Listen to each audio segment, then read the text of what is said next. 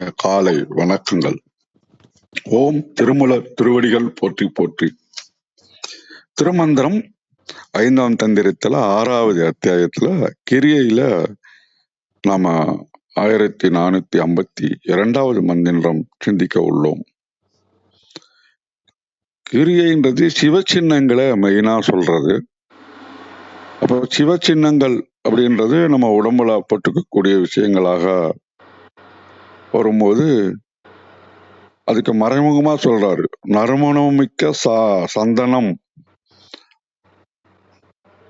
நல்ல வாசனை மிக்க பூ புஷ்பங்கள், திரவியங்கள் இவற்றையெல்லாம் கூட வச்சு இறைவனை நாம் பூஜிக்க விட அகங்காரம் இல்லாத மன தூய்மையான உடல் ஆசைகள் நீங்கியபடி இறைவனை வழிபட்டால் தேன் போன்ற பேரின்பத்தை உணர முடியும் அப்படின்றதுதான் அந்த பாடலினுடைய மைய கருத்தா நான் உணர்றேன்.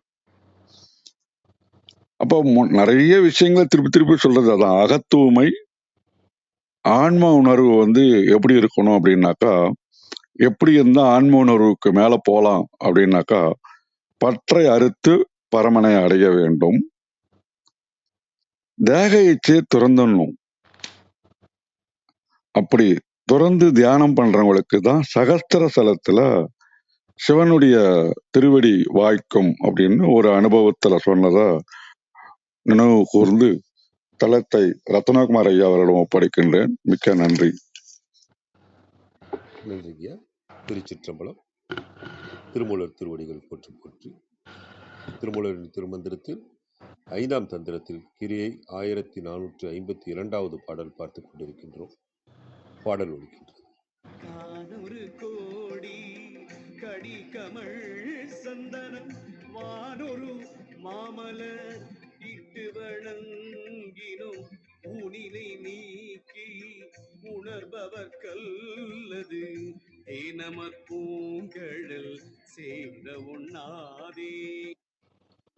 கானுரு கோடி கடிகமல் சந்தனம் வானுரு மாமலர் இட்டு வணங்கினும் ஊனினை நீக்கி உணர்பவர்க்கு அல்லது தேனமர் பூங்கழல் சேர ஒண்ணாதே. இதன் விளக்கமாக சரவணநயாத்திரத்திலிருந்து, காட்டில் இருக்கும் மரங்களை ஊடுருவிச் சென்று கோடி காத தூரம் பரவுகின்ற நறுமணம் கமல்கின்ற சந்தனத்தை பூசி வழிபட்டாலும், வானத்தை ஊடுருவும் அளவிற்கு மிகப்பெரிய அளவு மலர்களால் கட்டிய மாலையை சூட்டி வழிபட்டாலும், தான் எனும் எண்ணத்தையும் உடல் சார்ந்த பற்றுக்களையும் நீக்கிவிட்டு இறைவனை உணர்ந்து வழிபடுபவர்களுக்கு மட்டுமின்றி சுவையான தேனை போன்ற பேரின்பத்தை கொண்டு இருப்பதால் வண்டுகள் போன்ற அடியவர்கள் விரும்பி வந்து சரணடைகின்ற மென்மையான பூவை போன்ற இறைவனின் திருவடிகளை சென்று சேரும் பெரும் பேறு வேறு யாருக்கும் கிடைக்காது. இது சரவணையா தளத்துல கொடுத்திருக்கிற விளக்கம். அருணை வடிவேல் முதலியார் இதுல கொடுத்துருக்கிறவங்க நேற்றைய பாடலையும் இன்றைய பாடலையும் ஒரே பாடலா கொடுத்து அதற்கான விளக்கம் கொடுத்திருக்கிறாங்க. நேற்று 10 திசையும்னு பார்த்தோம் இல்லைங்களா, அந்த பாடலும் இன்றைக்கு பாடலுக்கும் சேர்த்து ஒரே விளக்கம் கொடுத்திருக்கிறாங்க. அதையும் பார்ப்போம். எல்லா தெய்வங்களுக்கும் மேலான ஒரு தெய்வமாகிய சிவபிரான் 10 திசைகளிலும் நிறைந்திருக்கின்றான். அவனை எந்த திசையில் இல்லை என்று கூற முடியும்? ஆதலால் பல வகை மலர் கூட்டத்தை கொண்டு அவனது திருவடியையே புகலிடமாக கருதி வழிபட்டால் பொங்கி புரண்டு வருகின்ற வினையாகிய கடல் மோதமாட்டாது ஒளியும். இதன் குறிப்புரையாக, ஆதலின் அதனை செய்க என்பது குறிப்பெச்சம். 2ஆம் அடியில் எத்திக்கினி இல்லை என்பது பிறவாறு ஓதுவன பாடமாக என அறிந்து கொள்க. கொத்தோடு என 3வது விரிக்க. இதனால் கிரியையாவது சிவபெருமானை மலர் தூவி வழிபடுதலேயாம் என்பது கூறப்பட்டது. இதன் பின்பதிப்புகளில் உள்ள கானுரு கோடி எனும் மந்திரம் பின்னர் 7ஆம் தந்திரத்தில் குரு பூஜை அதிகாரத்தில் வருவது அப்படிங்கிற குறிப்பையும் கொடுத்திருக்கிறாங்க. இதை பத்தி விளக்கம் அம்மா கொடுப்பாங்கன்னு நினைக்கிறேன். அம்மா கௌரி அம்மா வாருங்கள் அம்மா. நன்றிங்க. அருமையான விளக்கங்கள். ஐயா சொன்னதும் நீங்க சொல்றது மிக்க நன்றி. அனைவருக்கும் அன்பு வணக்கம். ஓம் நந்தியம்பெருமான் திருவடி போற்றி. ஓம் திருமூலர் திருவடி போற்றி. ஓம் நம சிவாய. திருமந்திரம் 1452. காணுறு கோடி கடிகமழ் சந்தனம் வானுறு மாமலர் இட்டு வணங்கினும் ஊனினை நீக்கி உணர்பவர்க்கல்லது தேனமர் பூங்கழல் சேர ஒண்ணாதே. Translation: The honeyed flower like holy feet are inaccessible, even if one worships with the heavenly flower, and the sandal paste, the fragrance of which fills the entire forest, unless one puts aside the flesh and realizes. காணுறு கோடி கடிகமழ் சந்தனம். இது கிரியை பார்த்துட்டு இருக்கோம். இப்போ கிரியையில 2வது பாடல். போன பாடல்ல என்ன பார்த்தோம்னா, அந்த கிரியைக்கான ஒத்த திருவடி அந்த இதை வந்து சேரும்போது வினைக்கடல்ல நம்ம போய் சேர மாட்டோம்னு போட்டிருந்தாங்க. இன்னைக்கு வந்து இப்போ கிரியையோட முக்கியமான விஷயம் என்ன அப்படிங்கிறத சொல்றாங்க. ஏன்னா இப்போ சரியை கிரியை யோகம் ஞானம் வரும். சரியையில் வந்து நம்ம புலனடக்கம் வரும். தன் செயல் என்றது அற்றிடும்னு நம்ம பார்த்தோம். புலனடக்கம் வந்துடும். இப்போ கிரியையில் நம்ம என்ன செய்யணும்? நம்ம உடம்பை வச்சு நம்ம செயல் செய்கிறோம். அபிஷேகம், ஆராதனை, அங்க பிரதர்ஷனம், இந்த மாதிரியான செயல்கள்லாம் வெளி செயல்களாக நம்ம எல்லாமே செய்வோம். ஆனால் இந்த கிரியையில் நமக்கு என்ன டிரான்ஸ்ஃபர்மேஷன் நடக்கணும் அப்படின்னா, நம்ம வந்து அகத்துக்கு கொண்டு வரணும். இந்த செயல்கள் மூலமா அது வெளி செயல்களாகவே இல்லாமல் நம்மளோட உள்ளத்துக்கு கொண்டு வரணும். இந்த இந்த இந்த ப்ராசஸ் நடக்கிற இடம்தான் கிரியை. அதனால அந்த அபிஷேகம் பண்றது என்ன எது பண்ணாலும் அதை நம்ம உள்ளத்துக்கும் கொண்டு வரணும். அந்த இதுதான் இங்க ஆரம்பிக்கிறாங்க. அது முக்கியமா சொல்றதா நான் இங்க பாக்குறேன். இந்த இது எல்லா பக்தி மார்க்கத்துல இருக்கிறதா நம்ம நினைக்கிற அப்பராகட்டும், எல்லாருமே அதுல இருக்கிற திருவாசகத்துல பார்த்தாலும் நீங்க அதை படிக்கலாம். அதுமாரி எல்லா பக்தி மார்க்கத்துல இருந்தவங்க சொன்னதும் இந்த விஷயம்தான். அந்த நம்ம எந்த கடவுளை நம்ம பார்த்து வணங்குறோமோ, அது கோயிலாக இருக்கட்டும், எதுவாக இருக்கட்டும், நம்ம வெளி செய்கிற தொண்டுகளாக இருக்கட்டும், எல்லாமே அது நமக்குள்ள அகத்துக்குள்ள அந்த இறைவனை கொண்டு வந்து நம்ம சிந்தையை தெளிய வைக்கணும். நம்ம உள்ளத்துக்குள்ள இறைவனை கோயிலாக நம்ம உள்ளமே கோயிலாக கொண்டு வரணும் அப்படிங்கிறத சொல்லாதவங்களே இல்லை. அந்த நடக்கிற இடம் எது, நமக்குள்ள அந்த ப்ராசஸ் எப்போ நடக்கும்னா அந்த கிரியையில் இருக்கும்போது தான் அது நடக்கும். அந்த இது இப்போ சொல்றதா பார்க்கலாம். காணுறு கோடி கடிகமழ் சந்தனம். கான்னா காடு, உருனா நிறைந்த. அந்த காடு முழுக்க ஒரு கோடி கடிகமழ் சந்தனம். கடினா வாசனை, கமல்னா மணக்கிறது. சந்தனம் மணக்கிற அந்த காடு முழுக்க சந்தனம் மணக்கிற அந்த அத்தனை வாசனையுமே அவ்வளோ நிறைந்த சந்தனம் மணக்கும் வாசனையை கொண்டு நான் பூஜனை செய்தாலும், வானுறு மாமலர் இட்டு வணங்கினும், ஆகாசத்துல இருக்க மலரை கொண்டு, சிறந்த மலரை கொண்டு நான் அதை இறைவனுக்கு வைத்து வணங்கினும், நான் இவ்வளோ பெரிய பெரிய விஷயங்களை எடுத்து நான் இறைவனுக்கு படைக்கிறேன் அப்படிங்கிற இடம் இங்கே வருது. அந்த மாதிரி நான் படைச்சு வணங்கினாலும் ஊனினை நீக்கி உணர்பவர்க்கு அல்லது. ஊனினை நீக்கணும். ஊனுங்கிறது நம்ம உடம்பால செய்கிறோம் அப்படிங்கிறது இல்லாமல், ஆணவத்தால் நம்ம அதை செய்கிறோன்றதும் இல்லாமல், நான் பெரிய பெரிய விஷயங்கள்லாம் எடுத்துகிட்டு வந்து நான் கடவுளுக்கு கொடுக்குறேன் அப்படின்ற அது ஆணவமும் இருக்கக்கூடாது. ஊனினை நம்ம உடம்பை வச்சுதான் செய்யற செயலா, அது ஒரு வெளி செயலாக ஒரு இதை போடணுமா நான் போடுறேன் அப்படின்ற அந்த இது இல்லாம உணர்பவர்க்கு அல்லது இதை வந்து உள்ளத்துக்கு கொண்டு போகணும். இது வரைக்கும் மனம், அந்த சரியையில வந்து மனம் நம்ம பார்த்துட்டு இருந்தோம். இப்ப கிரியையில வந்து நம்ம உள்ளத்துக்கு அதை கொண்டு போகணும். ஆத்மார்த்தமாக செய்யணும். அந்த நம்ம என்ன செய்யறோம், ஒரு பூஜை செய்யறோம்னா அதை ஆத்மார்த்தமா செய்யணும். நம்ம உள்ள இருந்து ஆன்மாவை வைத்துக்கொண்டு அந்த ஆன்மா செய்யறதாக செய்யணும். இந்த உடம்புல இருந்து செய்யாம உணர்வோட செய்யணும். இந்த உணர்ச்சியில இருந்து அடுத்த நிலையான உணர்வுக்கு நம்ம போகணும். அதை சொல்றதா தான் நான் இங்க பாக்குறேன். தேனமர் பூங்கழல் கழல்னா இது பாதம், திருப்பாதம். அந்த இனிமையான இறைவனின் திருப்பாதத்தை சேர ஒண்ணாதே, சேர முடியாதே. எப்ப சேர முடியாதுன்னா அந்த உணர்பவர் கல்லது. அந்த உணர்வு ஆத்மார்த்தமாக செய்யும் பூஜையா இல்லைன்னா அதை வந்து நமக்குள்ள அதை செய்யாம பண்றோம், சும்மா வெளி செயலாக பண்றோம்னா இறைவனின் திருவடியே சேர முடியாது. ஏன்னா இன்னை போன பாடல்ல சொன்னாங்க, இறைவனின் திருவடியை சேர்ந்தாதான் நம்ம வினைக்கடல்ல போய் சேர மாட்டோம்னு சொன்னாங்க. ஆனா அந்த இறைவன் திருவடியை சேர்றதுக்கு நீங்க செய்யற செயல்கள் தான் கிரியை. அந்த கிரியை செய்யும்போது ஆத்மார்த்தமாக செய்யணும். ஆத்மார்த்தமாக எப்படி செய்யறதுன்னா, நம்ம இந்த கிரியையெல்லாம் நம்ம செய்யும் போதே இந்த ப்ராக்டிஸையும் நமக்குள்ள வச்சுக்கணும். எதெல்லாம் நம்ம வெளில செய்றோமோ அதெல்லாம் நம்ம இதயத்துக்குள்ள அந்த இறைவன் இருக்கிறதா நினைச்சு, அந்த இறைவனுக்கும் அந்த இப்ப வெளியில ஒரு அபிஷேகம் நடக்குதுன்னா அது நமக்குள்ள இருக்கிற இறைவனுக்கும் நடக்கிறதா பார்க்கணும். அந்த இதயத்துல இறைவனை வைக்கணும். அந்த இதுதான் நான் இந்த பாடல்ல பார்க்குறேன். இந்த இது பண்ணிக்கிட்டே வரும்போது அந்த உள்ளம் வந்து பெருங்கோயிலாவும், ஊனுடம்பு ஆலயம். ஆலயம் வந்து வெளிப்பிரகாரம் மாதிரி ஒரு கோயிலாக இருக்கிறது. அந்த உள்ளம் நம்ம அந்த கருவறைக்கு இறைவன் வீற்றிருக்க இடத்துக்கு நம்ம போகணும். சாப்பாடு எப்படி வெளியில பார்த்துக்கிட்டே நம்ம இருந்தா நமக்கு உள்ள நிறையாது இல்லையா? நம்ம சாப்பிடணும், உள்ள போகணும் அந்த சாப்பாடு. அந்த மாரி நம்ம செய்ற பூஜையும், நம்ம வழிபடுற எல்லா விஷயமும் நமக்குள்ளயும் போகணும். அதுக்கு இறைவன் நமக்குள்ள இருக்க இறைவனை உணரணும். ஏன்னா இதுக்கு அடுத்த நிலை வந்து யோக நிலை. அது முழுக்க அகத்துக்குள்ள திரும்பிடும். அதுக்கு இந்த இடம் தான் மாறுற இடம். மாறுறதுக்கான பிராக்டிஸ் இருக்கிற இடம் வந்து இந்த கிரியை. அதனால அந்த அகத்துக்கு திரும்பணும். அந்த புற வழிபாடாவே இல்லாம அகத்துக்கு நம்மள திருப்பணுங்கிறத இங்க ஆழமா அவர் சொல்றதா நான் பார்க்கிறேன். அனைவருக்கும் நன்றி. வாங்கம்மா கிருத்திகாம்மா. வணக்கம் அம்மா.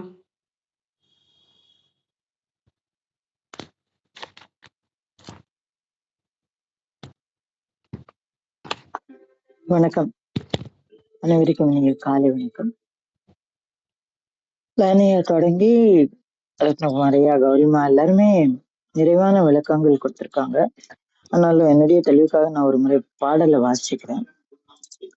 கானொரு கோடி கடி கமல் சந்தனம் வானொரு மாமலரிட்டு வணங்கினும் ஊனினை நீக்கி உணர்பவர் கல்லாது தேனமர் பூங்குழல் சேர ஒண்ணாதே அப்படின்னு சொல்றாரு. இது நமக்கு கொஞ்சம் வித்தியாசமா இருக்கலாம் இல்லைங்களா? என்ன கிரியை அப்படிங்கிறது நம்ம வந்து பூசணை அந்த இதுல இருக்கிறது. அப்போ கண்டிப்பா நடக்கணுமே. இத்தகைய சாற்று முறைகள், இத்தகைய உபசாரங்கள், இந்த மாதிரியான ஒரு வழிபாட்டு முறை இருக்கணும். புறத்தை இருக்கக்கூடிய ஒரு ஆக்டிவிட்டி பேஸ்ட் நெறி இல்லைங்களா? அப்போ அத வந்து அதுக்கு ஆப்போசிட்டான ஒரு விஷயத்த இந்த இடத்துல வந்து சொல்றாரு. என்ன சொல்றாரு? நீ எவ்வளவு மலரிட்டு வணங்கினாலும், வானொரு மாமலரிட்டு வணங்கினாலும், வெறும் மலர் வானொரு மாமலரிட்டு வணங்கினாலும் அப்படின்னு சொல்றாரு. அது என்ன வானொரு மாமலரிட்டு வணங்கினாலும்? அதுக்கப்புறம் வெறும் சந்தனம்னு சொல்லல, கானொரு கோடி கடி கமல் சந்தனம் அப்படின்னு சொல்றாரு. அப்போ அது என்ன?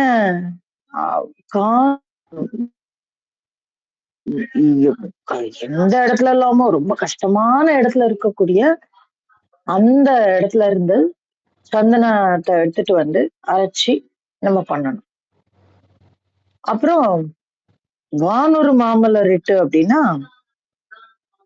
அவ்வளோ அந்த அந்த இந்த உலகத்துல இருக்கக்கூடிய அத்தனை வர்ணங்களும் நிறைந்த மலர். அதுவும் எப்படி மலர்? ஒரு கோட்டை மலர்னு சொல்லுவோம்ல. புஷ்பாஞ்சலிக்கு என்ன செய்வோம் நம்ம? அப்படியே மலரா கொண்டு சொறிவோம். அப்போ அத்தனை மாதிரி மலரிட்டு வணங்கினும் அப்படின்னு சொல்றாரு. ஊனினேனி இப்ப இது ரெண்டுமே ரொம்ப எக்ஸ்ட்ரீம் எண்டு. கானொரு கோடி கடிகம்னு சொல்றேன். அது ஒரு எக்ஸ்ட்ரீம். பெஸ்ட் சந்தனம் வாங்கியிருக்கேன் நான். பெஸ்ட் பன்னீர் வாங்கியிருக்கேன். 1000 கோடி பூ சொல்லியிருக்கேன். 1000 பெட்டி பூ சொல்லியிருக்கேன். இன்னைக்கு நானு லட்சார்ச்சனை பண்ண போறேன், புஷ்பாஞ்சலி பண்ண போறேன். அப்போ நம்ம என்ன பண்ணிடுவோம்? இது வந்து நமக்குள்ள சொல்லக்கூடிய ஒரு விஷயம். நம்ம என்ன பண்ணுவோம்? பூஜை அப்படின்னோன்னா உட்காந்து அப்படியே படாலோபமா பண்ணுவோம், படாடோபமா பண்ண ஆரம்பிப்போம். அப்படியே எல்லாரையும் கூப்பிட்டு உட்கார வச்சு, இல்லைன்னா நம்மளே பண்றதுன்னா கூட வீட்டை ஆணை அடிச்சு பொண்ணை பிடிச்சாருக்காச்சுன்னு சொல்லுவாங்க. அதாவது நான் பூஜை பண்ண போறேன், நான் பூஜை பண்ண போறேன், பூஜை பண்ண போறேன், என் பூஜைக்கு வேணும், என் பூஜைக்கு வேணும், என் பூஜைக்கு வேணும் அப்படின்னு சொல்லி அப்படியே அத்தனை விஷயங்களையும் நம்ம சேகரித்து அவ்வளோ ஆடம்பரமா நம்ம பண்ணக்கூடிய அந்த பூஜை தான் இல்ல. அப்படி இல்லாம இந்த மனதால் நம்ம செய்யக்கூடிய பூஜை இருக்கு. பூசலார் என்ன பண்ணாரு? அதுதான் இங்க ரொம்ப அற்புதமான எடுத்துக்காட்டு. பூசலார் தான். பண்ணு என்ன பண்ணணும் அப்படின்னா, ஊனினை நீக்கி உணர்பவர்க்கல்லாது.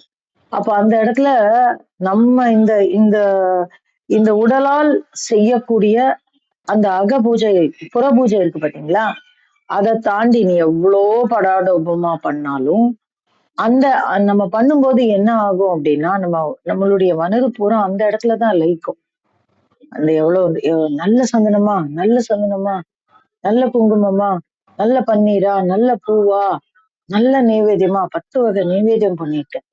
அப்போ இந்த மனதானது அந்த விஷயங்கள்ல ஈடுபடுமே தவிர, இதெல்லாம் சென்று சேரக்கூடிய இடம் என்ன அப்படிங்கறத நம்ம மறந்துடுவோம். தேன் அமர் பூங்குழல் சேர ஒண்ணாதே அப்படின்றார். அப்ப இதெல்லாம் யாருடைய காலடிக்கு போகிறது? தேன் அமர் பூங்குழல் இருக்கக்கூடிய அப்படின்னு சொல்றாங்க. அது என்ன தேன் அமர் பூங்கழல்? அது தேன் எப்படி அவருடைய கழல்ல போய் இருக்கும்? நம்ம இது வரைக்கும் பார்த்திருக்கோம். அவருடைய கொண்டையில தான், அவருடைய திருமுடியில பூக்களை சாற்றுவோம் நம்ம. அந்த பூக்களை சாற்றும் பொழுது அந்த பூக்களுக்காக வண்டுகள் அமர்கிறது அப்படின்னு நம்ம பார்த்தோம். ஆனா இங்க என்ன சொல்றாரு? அப்போ பூங்குழல்னு தானே இருக்கணும், ஏன் பூங்கழல்னு இருக்கு அப்படின்ற ஒரு கேள்வி நமக்குள்ள வரணும்ல. தேன் அமர் பூங்கழல் அப்படின்னு சொல்றாரு. அப்போ என்ன அப்படின்னா, பூசையினுடைய ஒரு ஒரு முக்கியமான விஷயத்த சொல்றாரு. நம்ம அர்ச்சனை பண்ணும்போது நம்ம பார்க்கலாம், ஒரு சிலர் அப்படியே அப்படியே சொறிவாங்க. அந்த அந்த அவருடைய காலடியில தான் பூவை போடுவாங்க. நம்ம ஒரு சிலர் அந்த மேல இருந்து போடுவோம், அப்படியே சொறிவோம். ஆனால்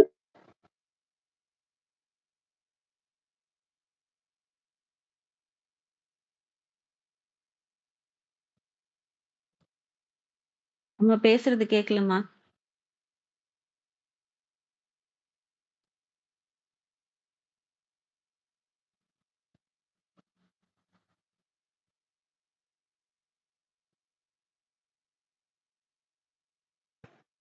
அவங்களுக்கு போன்ல தான் சொல்லணும்.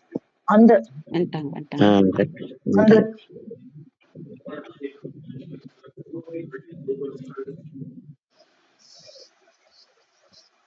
அந்த அந்த திருவடியில அப்படின்னு ஒரு குறிப்பு இருக்கு. அப்போ அந்த தேன் அமர் பூங்கள், அப்ப அந்த பூக்கள் எல்லாம் எங்க சென்று சேர வேண்டும் அப்படின்னா, அவருடைய காலடியில கொண்டு போய் சேர்க்கணும். அப்போ அவருடைய காலடியில் கொண்டு சேர்ப்பதற்கு எப்பதான் நம்மளால முடியும்? அந்த அகங்காரமற்று. அப்ப இந்த இடத்துல எது ஊனினை நீக்கி அப்படின்னா என்ன அர்த்தம் அப்படின்னா, நம்முடைய இந்த ஆன்ம சமர்ப்பணம் அப்படின்னு சொல்றோம் இல்லையா, இந்த ஆன்ம சமர்ப்பணம். அப்ப நம்ம கிரியை அப்படின்னு ஒரு விஷயம் இருக்கு. கிரியை யோகம்னு ஒண்ணு இருக்கு, கிரியை ஞானம்னு ஒண்ணு இருக்கு. அதுல கிரியை யோகம் வந்துடுது. உணர்பவர் கல்லாது அப்படிங்கும்போது கிரியையில் ஞானம் வந்துடுது. அப்ப இந்த கிரியையில் ஞான யோகத்திலும் கிரியையில் ஞானத்திலும் நம்ம அந்த கிரியை சரியை தாண்டி அடுத்த ஸ்டெப், தேர்ட் ஸ்டெப்புக்கு வர சொல்றாரு. கிரியையில் யோகத்தை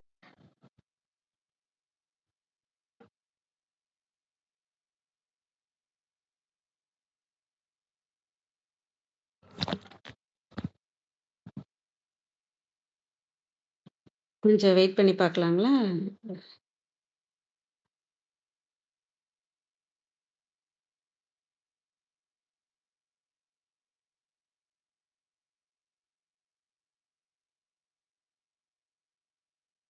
விந்தியாம்மா, நீங்க வாங்கம்மா. அம்மா வந்தோடனே திரும்ப கண்டினியூ பண்ண சொல்லலாம். நன்றிங்கம்மா. வணக்கம்.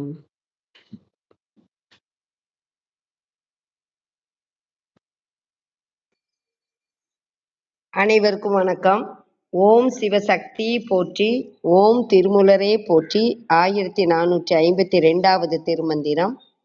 பச்சை விட்டால் பரமனை அடையலாம்.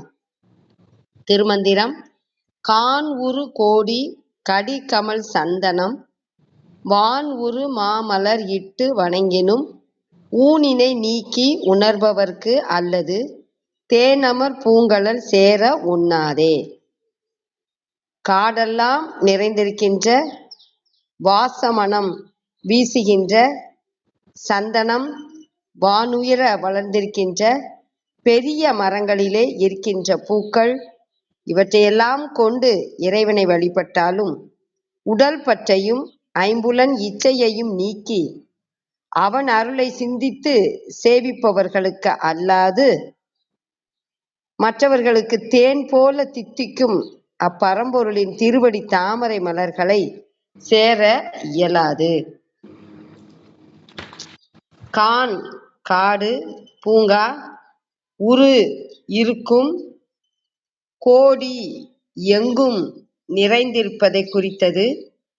கடி வாசம், கமல் வீசும், ஊன் உடம்பு, நீக்குதல் பற்றற்று இருத்தல், பூங்கழல் திருவடி தாமரை, ஒண்ணாது முடியாது. கழக வெளியீட்டில்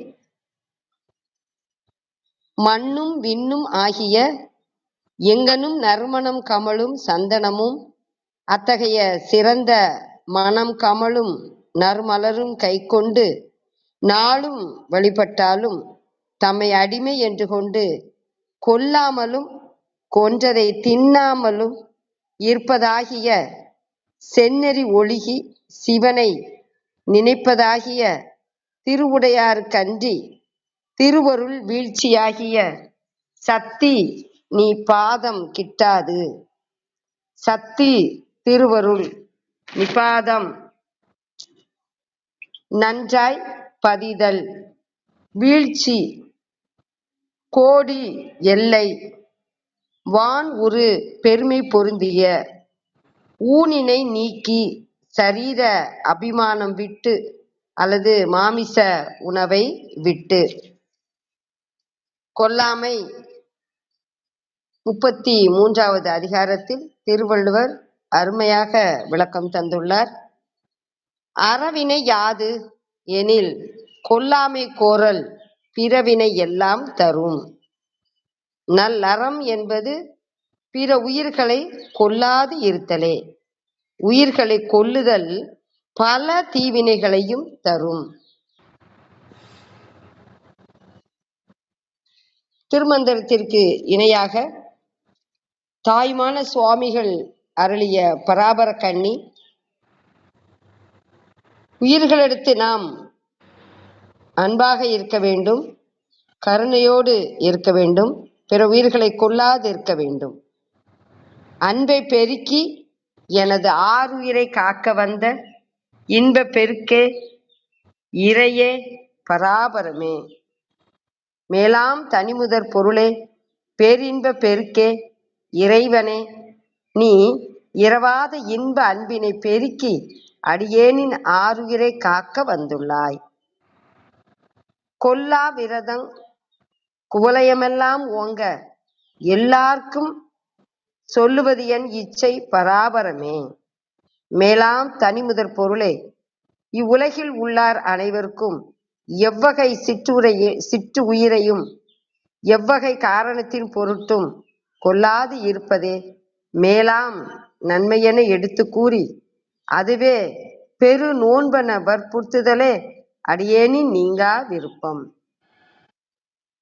எவ்வுயிரும் என்னுயிர் போல் எண்ணி இரங்கவும் நின் தெய்வ அருட்கருணை செய்யாய் பராபரமே, மேலாம் தனிமுதற் பொருளே, அனைத்து உயிர்களையும் எளியேன் உயிர் போல் எண்ணி இரக்கமுற்று அவற்றிற்கு அன்பால் உதவி செய்து ஒழுகும்படி உன் தெய்வ திரு அருள் பெருங்கருணை புரிவாயாக. அனைத்து உயிர்களிடத்தும் அன்பாய் இருப்போம், கருணையோடு இருப்போம். அனைவருக்கும் நன்றி, வணக்கம். சிவ சிவ. திருச்சிற்றம்பலம். மிக அருமைம்மா.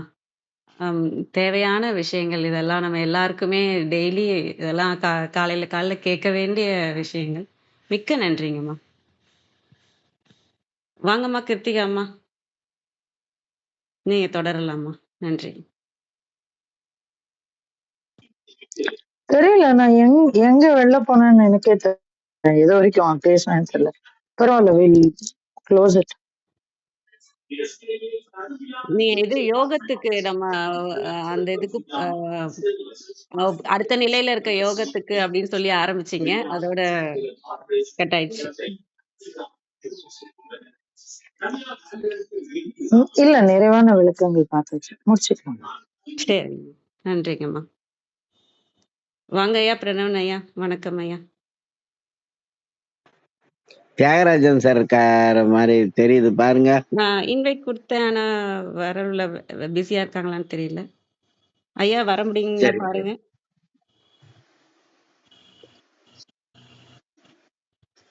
வந்துட்டாங்க. வாங்க ஐயா தியாகராஜன் ஐயா. வணக்கம் ஐயா.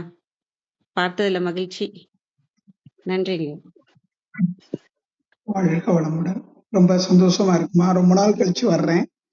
காலை நேரத்துல வேறொரு ஆன்லைன் வகுப்புல போயிட்டு இருக்கிறதுனால 5 to 7 அதனால கலந்துக்க முடியாத ஒரு சூழல்.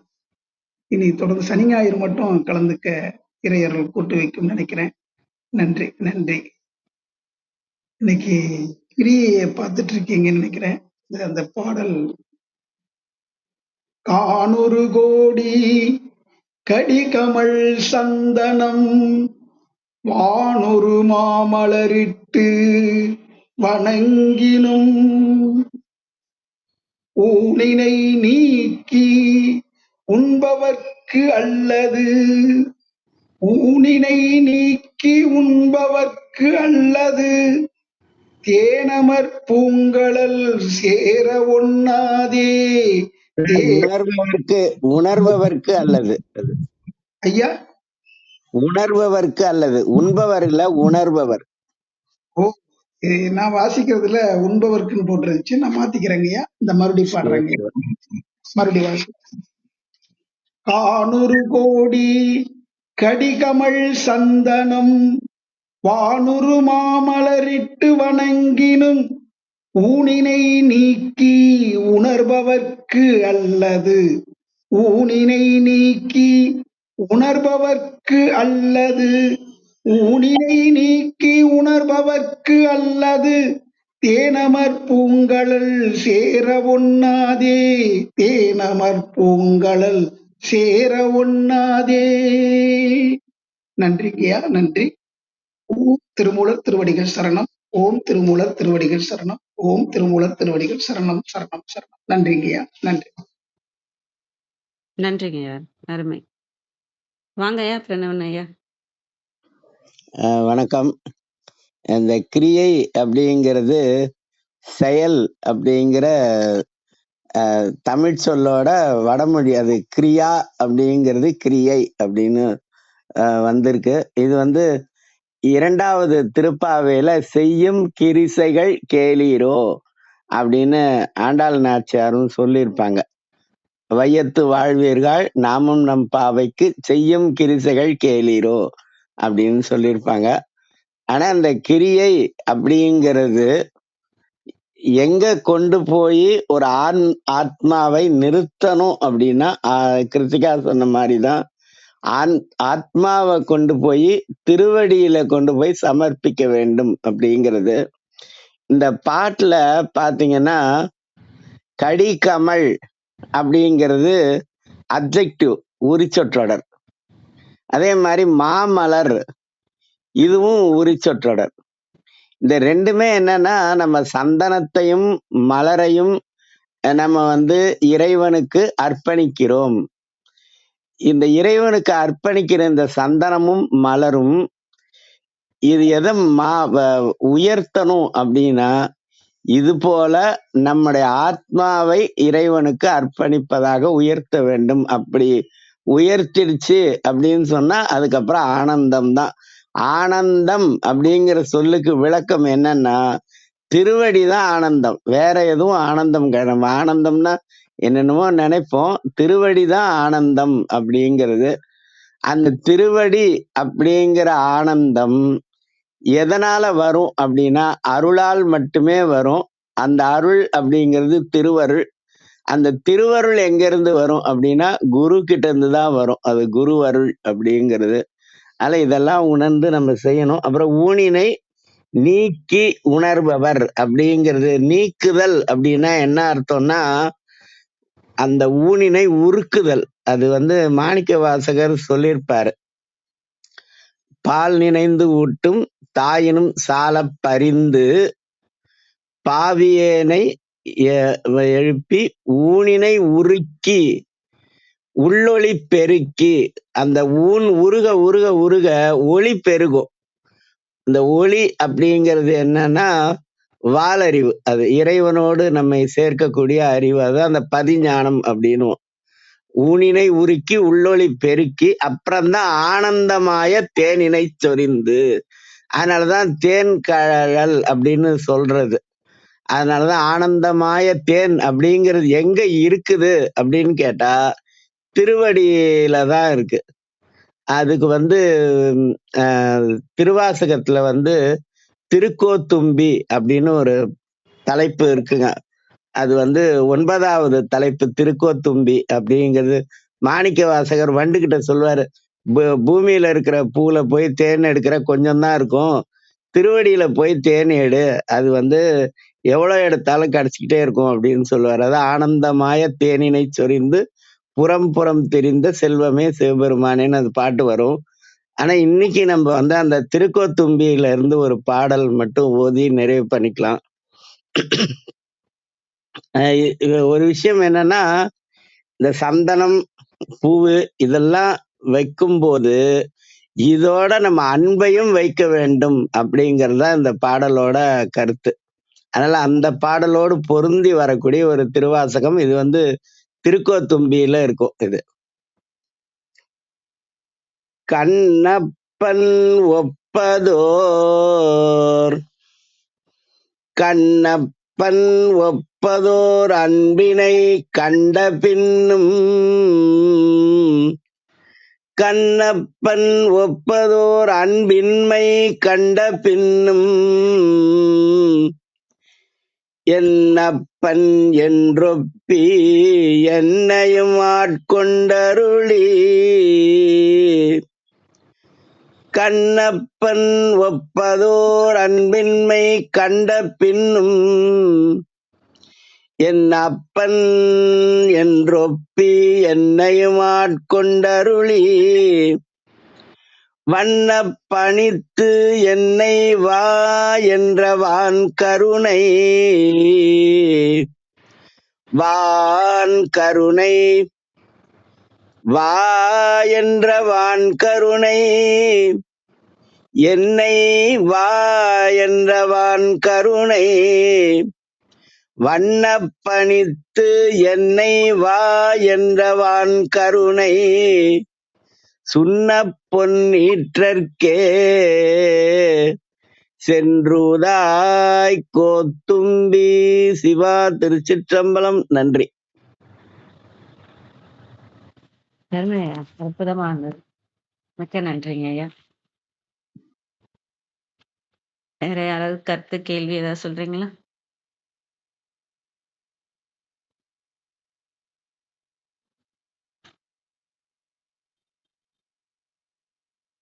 தளத்தை நிறைவு செஞ்சுக்கலாம்னு நினைக்கிறோம். அனைவருக்கும் நன்றி. இன்று எங்களுடன் இணைந்த அனைத்து உள்ளங்களுக்கும் எங்களது மனமார்ந்த நன்றிகள்.